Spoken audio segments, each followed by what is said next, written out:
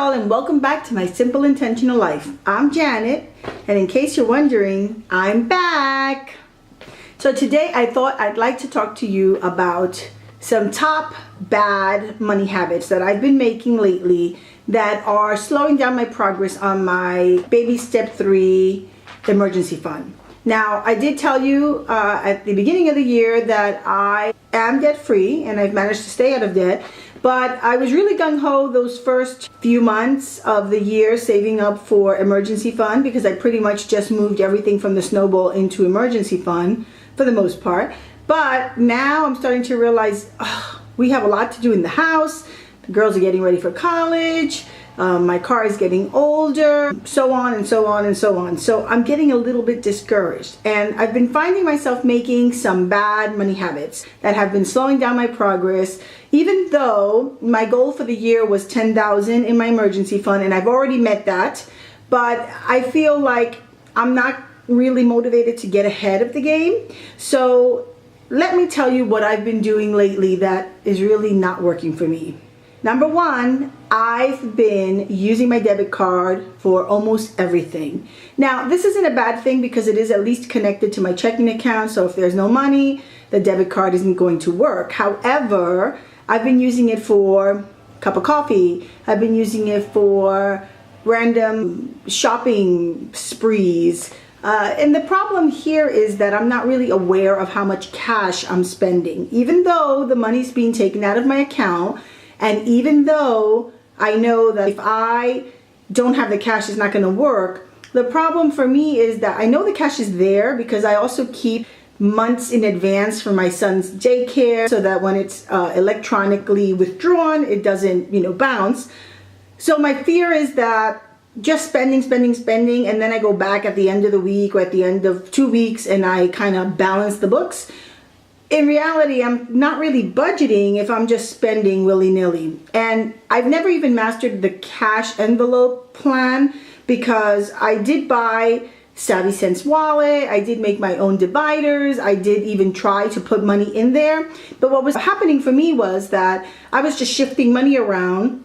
And when I'd run out of money in the dining out, I'd take a little bit from the groceries or I'd put my blow money into the clothing. And again, I was kind of just spending whatever was in those envelopes, but not necessarily on those categories. So spending with a debit card is not working for me. I may have to go back to cash.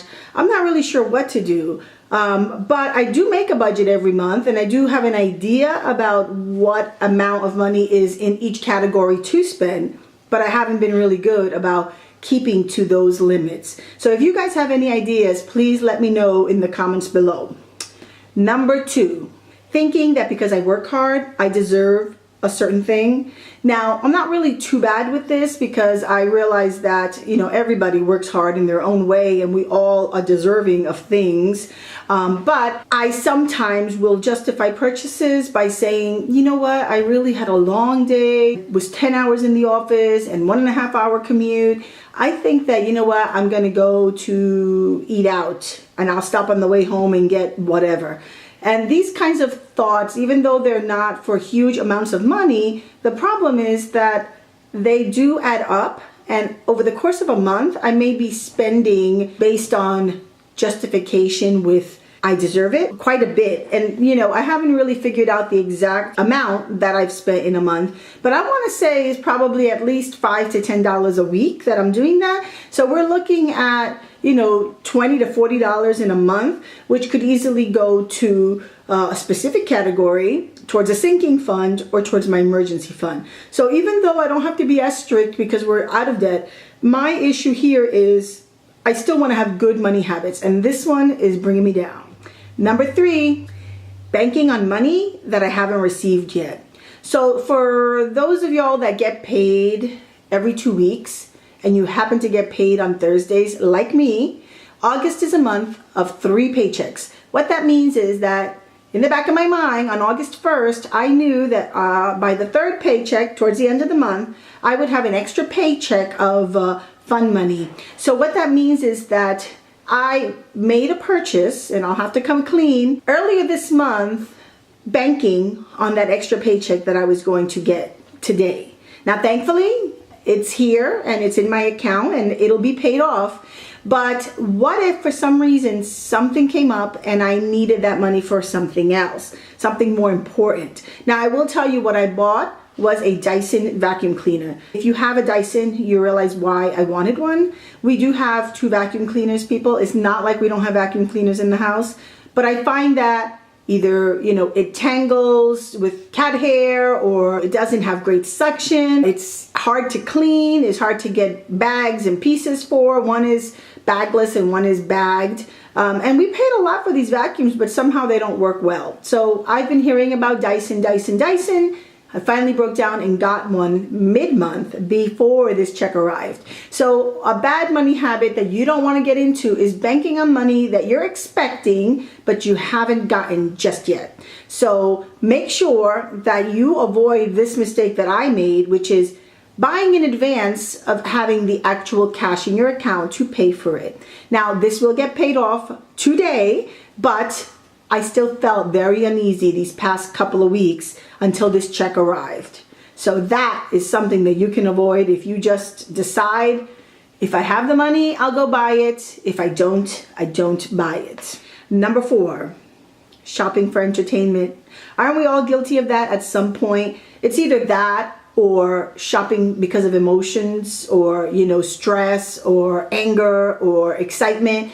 Just about any reason to shop, and I'm guilty of that too. So I tend to shop based on entertainment. So on the days that I'm off, and now that some of the girls are still home, they'll be starting school soon, but now that they're home, it's like Thursdays and Fridays are free for all. They wake up and they're like, what are we doing? Where are we going? What are we going to eat out? What are we going to have? What are we going to do? So at that point, I do have a summer budget actually that I set aside for just that reason, but it's never enough. I set out maybe $600 for the summer, and with 3 kids and myself, just to go to one place, it's sometimes, $100+. So by the end of the summer, around this time, I'm finding that there is no more summer budget left and the kids are still raring to go. And then mommy guilt sets in because I do work the rest of the week and I know school's coming and I won't be, able to do this as much.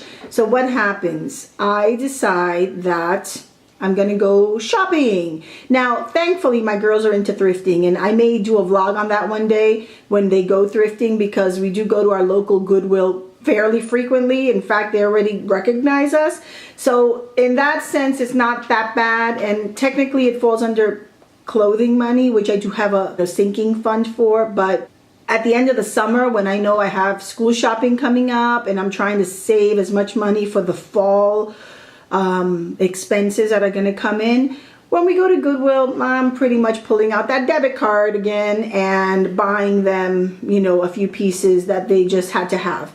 So again, shopping for entertainment, walking around the mall, going into a local town nearby that is a college town with lots of little shops. And of course you get thirsty and then you get hungry, and then that means we go into Starbucks or we go into Panera. So there's definitely kind of a snowball effect in a bad way. And I do find that shopping for entertainment, or even shopping because you're tired, you're stressed, you're hungry, you're happy, can really be a bad money habit that you need to avoid.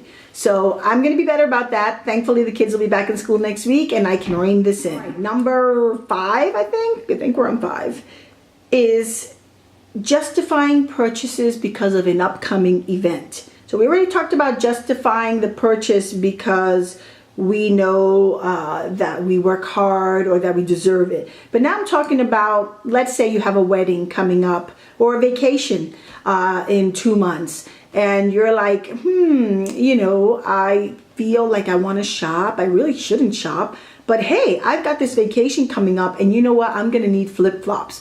So off you set to the store to get your flip-flops. And these aren't the dollar flip-flops, unfortunately. You have to go to REI and get your $30 flip-flops, or at least I do. But anyway, the whole purpose here is justifying a purchase because something is going to come up. Something is in the future that you may need to actually get this item for, but you don't have to get it 2 or 3 months early, and you don't have to get the most expensive of that item. So even though I do value quality, I have to say that we just took a recent trip to the Grand Canyon and it was fabulous. I'll insert some footage at some point in one of my videos. But I will have to say that for months in advance, I was getting packing cubes, travel bags, luggage tags, luggage, clothing, sunscreen, toiletries, months in advance. Now, I realize some of this stuff I could have gotten there because we're not going into the tundra. And I know that some of these items I didn't even use, like my travel socks for the airplane. I actually was able to borrow a friend's and they worked great and I returned them, and now I could return those travel socks. But had I not bought them to begin with, I wouldn't have that issue.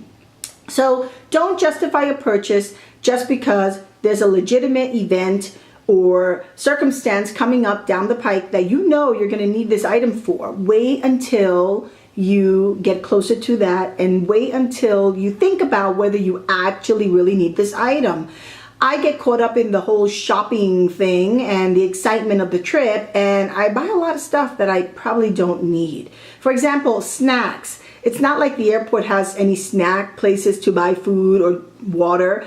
I went to Walmart and somehow I spent $150 on snacks. Now, I will say I bought multiple boxes of things and chips, and I divided it into all of our luggage and carry-on bags, and there are 5 of us, so we do go through a lot. But in reality, I still had some of those snacks coming back on the plane after vacation. So did I need that many snacks? I'm sure not. Okay, number 6 is not having sinking funds or an emergency fund in the event of an expense. So really this is more about sinking funds, but I guess an emergency fund too if something were to happen.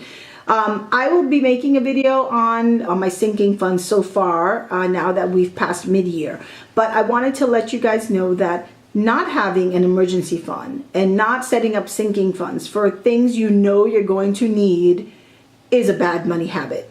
For example, we have 2 cats, one of which is a diabetic. You heard me, a diabetic cat that needs insulin and syringes and special food and just very, very distressing. Anyway, her expenses come out to about $200 a month. And thankfully, I had finished paying off my debt and I was able to cash flow this expense. But now I am starting a sinking fund for pet care. So what this means is that even when her insulin isn't due to be repurchased, and even when I still have some syringes, and even when I have a brand new case of food, I'm still setting aside a little bit every single paycheck because I want to make sure that I'm not caught in a position where I don't have the cash to pay for these things. So guys, number 1, bad money habit is not anticipating your needs for the future and trying to set aside even just a little into a sinking fund for that purpose. Now, you're not going to do an entertainment sinking fund, and you're not going to do an iPhone sinking fund, or gotta have my best sneakers sinking fund. You're looking at things that you know are going to have to be paid, and you know that are going to be in your budget, and you're going to have to get the money somewhere, because these are items that are not negotiable. However, they're not due that month necessarily, so you set up a little bit every month to pay for this. Now, I do this in my main checking account, and I'll get into it more when I do my update video, but I do have a certain amount of so-called sinking funds in my account, and I also have separate accounts. So we'll get into that later, but just a little bit, even $10 towards a bill in 3 or 4 months can make a significant difference when that expense actually comes through. So that's it for today, guys. I hope you enjoyed this video, and if you're making any of these same bad money habits and mistakes that I'm making, then let me know in the comments how you handle that. And I'm hoping to be back soon with some more update videos, including sinking funds and essential oils videos. So if you're interested, stay tuned, subscribe, and leave a comment, and I'll see you soon. Bye.